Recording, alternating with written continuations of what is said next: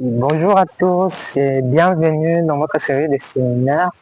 Et comme annoncé, aujourd'hui nous allons parler des différentes techniques d'assainissement, phases de traitement dans le cas de la pollution de l'eau, dans le cas d'une pollution de l'eau. Et maintenant, avant de continuer, ce serait important que nous puissions comprendre la signification de l'assainissement. C'est quoi assainir? C'est quoi l'assainissement? L'assainissement, c'est l'action d'assainir. Et c'est quoi assainir? Assainir, c'est rendre un milieu propre. Un milieu qui était sale, le rendre propre. Par exemple, dans un milieu, vous trouvez par exemple les déchets plastiques, il y a les bouteilles, les papiers, ainsi que divers autres déchets que vous trouvez. Et maintenant, lorsque maintenant vous décidez, vous dites que bon, là c'est ça, le milieu est malsain. Et maintenant vous décidez de rassembler tout cela pour les placer dans un milieu, dans un lieu donné, faisant objet de poubelle. Eh bien, là, on dira que vous avez assaini le milieu qui était auparavant malsain, sale. Et maintenant, il nous faut savoir que nous avons deux types d'assainissement. Nous avons l'assainissement collectif ainsi que l'assainissement individuel, toujours dans le cas de la pollution de l'eau. Et lorsque nous allons avancer, nous verrons également le pré-traitement.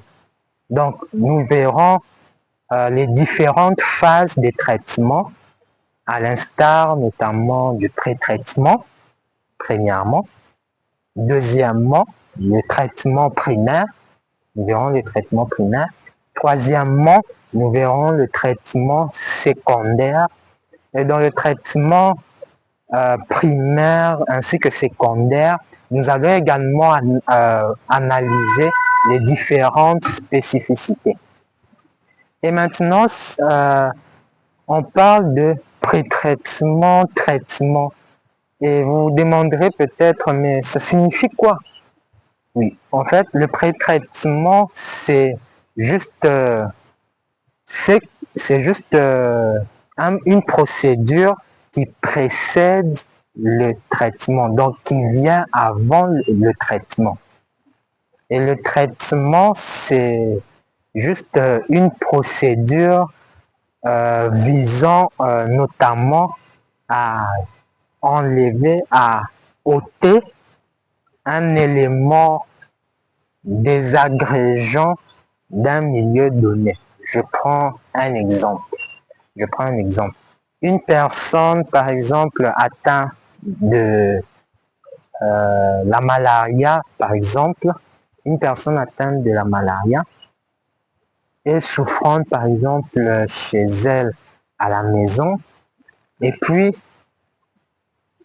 on ne sait pas comment, par exemple, arriver jusqu'aux cliniques universitaires, jusque, par exemple, dans l'hôpital le plus proche et tout.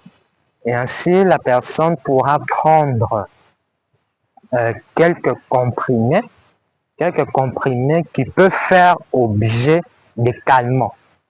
Par exemple, le comprimé qui peut réduire notamment l'intensité des différents effets dans les maux de tête et tout. Et donc, en ce sens-là, on peut parler d'un pré-traitement. Donc, dans le sens que la personne va continuer de souffrir de la malaria, mais on a, en attendant, attaquer les effets indésirables. Et puis, lorsque maintenant la personne arrive à l'hôpital, aux cliniques universitaires, la personne maintenant recevra les soins appropriés.